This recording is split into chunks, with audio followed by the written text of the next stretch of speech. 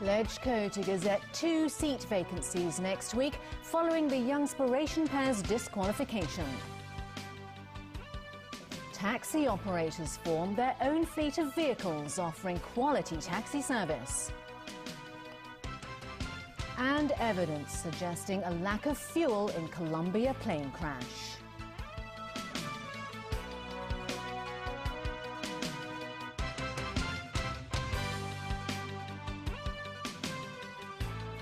Good evening. The Legislative Council Secretariat will gazette early next week that there are 2 vacant seats in the legislature. This comes after 2 Youngspiration members lost their appeal to overturn a court decision to disqualify them as lawmakers. As Elmi Leung reports, there are now concerns the authorities might go after other localist lawmakers, but the Secretary for Justice stressed today that only legal considerations, not political ones, are at play. There's no hiding that the authorities are looking to take Lau Siu-lai to court and challenge the validity of her LegCo oath. But are other legislators on the government's list? Secretary for Justice Rimsky-Yoon said it's inappropriate to comment at this stage, though he went on to argue that any follow-up action would be based on applicable laws. That's not to attain advantages in LegCo, and political considerations are not in the picture. As for disqualified lawmakers Sixtus Leung and Yau Ching, the LegCo Secretariat is taking steps to formally declare their seats vacant. Under the law, the Gazette notice must be completed within 21 days of the court's judgment. As the Court of Appeal upheld a lower court's November 15th ruling, that means the LegCo Secretariat has until early next week to get that job done. Either today or tomorrow morning, we'll send the Gazette application to government so that the earliest would be Monday, the latest would be Tuesday, just before the statutory deadline or for the clerk to gazette the 2 vacancies. The announcement will be presented in the form of a Gazette Extraordinary, as it will be made outside of Friday, which is when the Gazette is normally published. Once that's done, the Secretariat will then proceed to recover money from the Youngspiration pair. That's roughly $1.8 million between the 2 in salaries, advance payment for office operation costs and IT-related expenses. Elmi Leung, TVB News.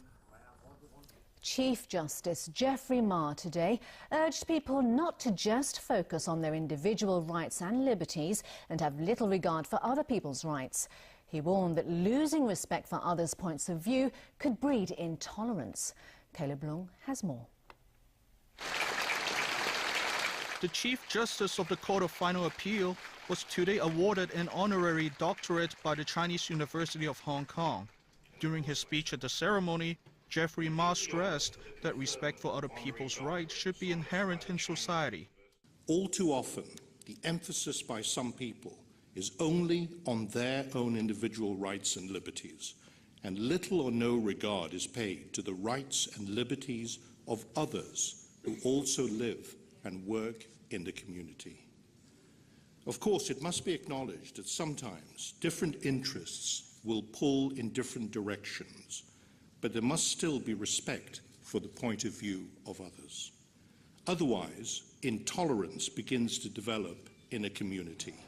The Chief Justice also highlighted the importance of the concept of equality in the application and enforcement of the law in the city. With this constitutional requirement, this also being the spirit of the law, the judges and courts in Hong Kong regard it as their duty to enforce this concept. For any society, and Hong Kong is one, which has respect and dignity at the forefront of its culture, this is a society which regards the rule of law as one of its core values. He also had some words of advice for the younger generation. For young people, the excitement of youth has the prospect of adventures in life, but it also sometimes involves a feeling of uncertainty over many things. Events, whether worldwide or locally, may contribute to this uncertainty. This ought, however, not to be exaggerated. Caleb Bloom, TVB News. From today, 60 more premium taxis are operating on the city streets. But as Rachel Leung reports, a luxurious ride will come at a price. The four-seater taxis come complete with plush interiors, Wi-Fi, phone chargers, and plenty of luggage space in the back. The government's plan is to add 600 premium taxis to Hong Kong's public transport network as soon as 2018, in an effort to improve taxi services and give passengers more choices. But before that, 60 premium cabs hit Hong Kong streets today. Fares will be calculated at flagfall at the same rate as traditional taxis. The difference is that in order to book a premium taxi, the passenger would have to fork out an extra $50. So what does the public think? I think charging the same amount and having the same type of service quality or better, I always go for that. I think if we're going to do premium taxis, it's okay to have a small premium, but not at $50 as a base rate. I think that's way too much. The operator says of the 60-strong luxury fleets, 55 will be urban taxis, while 5 will operate in the new territories. It hopes to attract long-haul passengers. Transport sector lawmaker Frankie Yek is opposed to the government plan to add 600 premium taxis. Actually, right now we have 4 different operators. They are managing their fleets in a different way. They themselves are trying very hard to introduce all different kinds of service to uplift the service level for the general public. Hong Kong citizens in general, they are looking forward to have a way to uplift the service level of all the taxis in Hong Kong. It's not only a few hundred that you have to pay higher fare. There are currently more than 18,000 licensed taxis in Hong Kong, but the government had earlier said that not all of them can be upgraded to the premium models. Rachel Leung, TVB News. Turning overseas, crash investigators in Colombia are studying why a plane apparently ran out of fuel before slamming into a mountainside just outside an airport. The crash killed all but 6 of the 77 people on board, including most members of a Brazilian football team. As James Aitken reports, recordings have emerged that reveal the final dramatic moments of the flight. The British-built Avro came down Monday night just outside the city of Medellin. Several possible factors are being considered, including poor weather and a reported electrical failure. But now air traffic tower recordings are shedding light on the flight's terror-filled final moments after the crew radioed a complete electrical failure. ¿Qué tiempo tiene para permanecer en su aproximación Lima-Marinde? Estamos con emergencia de combustible, señorita, por eso le pido de una vez curso final. Y solicito descenso inmediato Lima India 293. A Colombia 3020, cancele la autorización de aproximación, vire por su izquierda con rumbo 010. Vectores. Está a 8.2 millas de la pista. Jesús. The pilot was told to wait for another plane with priority to land. Soon after, that plane was told to abort its approach to make way for the Avro, but it was too late. The plane crashed moments later. The reporting appears to confirm the accounts of a surviving flight attendant. But investigators say they are also intrigued by what they haven't found at the crash site. Una de las hipótesis que estamos investigando, manejando. Officials say the lack of an explosion upon impact points to a rare case of fuel burnout as a cause of the crash. Experts have said the flight route from Santa Cruz, Bolivia, would have been at the upper end of the aircraft's range. La forma como los colombianos sintieron. As the investigation unfolds, 2 nations, Colombia and Brazil, are holding emotional tributes at packed stadiums. The plane had been carrying a small-town football team, the Chapecoense, to the finals of a prestigious South American tournament. Meanwhile, newly emerged video in the lead-up to the crash shows the crew and passengers on board the flight in good spirits. It had been a breakout year for the underdog team that had no superstars. Besides 3 players, a journalist and 2 crew members survived. TVB News. U.S. President-elect Donald Trump has sought to play down conflict of interest concerns about his vast business empire, but critics are not satisfied. Trump said yesterday he's leaving his business empire to focus on being the next US president, but offered few details. He said he would spell out at a December 15th news conference how he will separate himself in total from his worldwide business holdings. 16 Democrats have now called for congressional hearings on federal conflict of interest rules and Trump's business empire. Trump has also been busy selecting members of his economic team. The new Treasury chief is a former Goldman Sachs executive. Our number one priority is going to be the economy, get back to 3 to 4% growth. We believe that's very sustainable, and focus on things for the American worker. That's absolutely our priority. Trump has also named billionaire investor and financier Wilbur Ross as Commerce Secretary. One analyst called them relatively safe choices. He has picking people that have been successful. Let's not deny that. So I think by the standards of Wall Street, I think Wall Street's maybe perhaps breathing a little sigh of relief, saying he could have made some more or less conservative choices, so to speak, and picking relatively conservative by Trump standards. I think the market is actually not unhappy with the choices that are made. And for Main Street USA, jobs are a big concern. Trump is claiming victory for persuading air conditioning firm Carrier to keep hundreds of jobs in Indiana rather than outsource to Mexico. And deserves a whole lot of credit for stepping up and saving these jobs. I know that the president-elect has indicated that he deserves credit for that announcement. And I guess what I would observe is that if he is successful in doing that 804 more times, then he will meet the record of manufacturing jobs that were created in the United States while President Obama was in office. Meanwhile, another cabinet member picked by Trump is Congressman Tom Price. Price, who is pro-life and against Obamacare, will become the next Health and Human Services Secretary. The American people want change.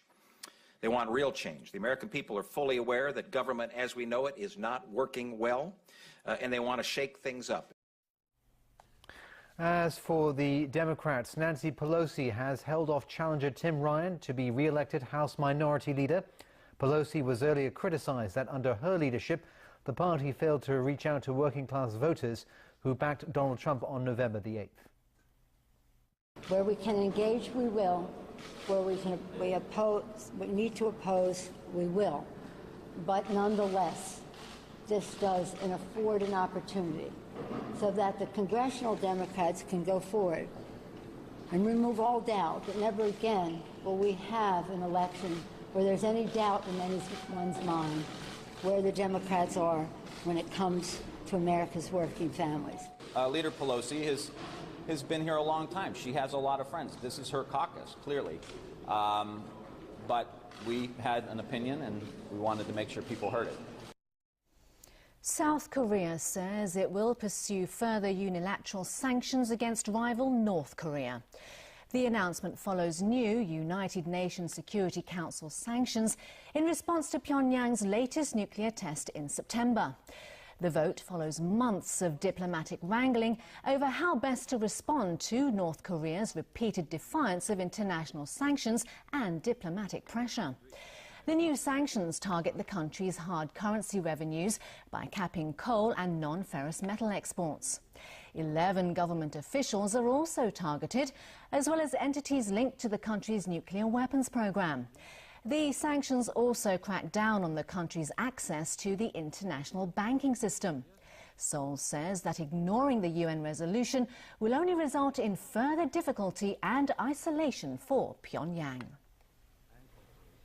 To Thailand now, where Crown Prince Vajiralongkorn is expected to officially assume the throne later tonight. The Crown Prince today led a Buddhist prayer ritual at the Grand Palace to mark 50 days since the death of his father, King Bhumibol Adulyadej.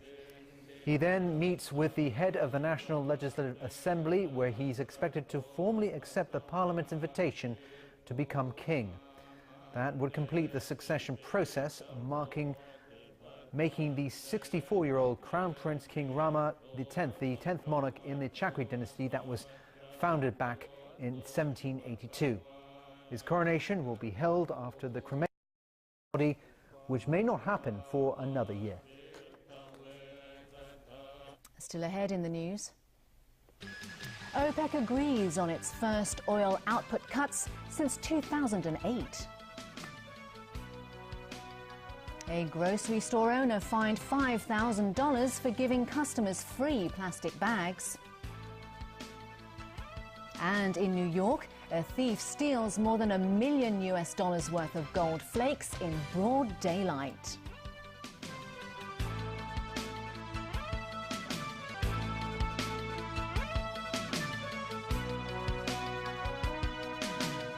And a warm welcome back to TVB News.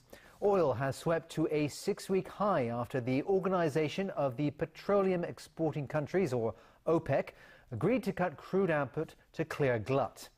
The deal, OPEC's first output cut since 2008, is a bid to take action after global oil prices fell by more than half in the last 2 years.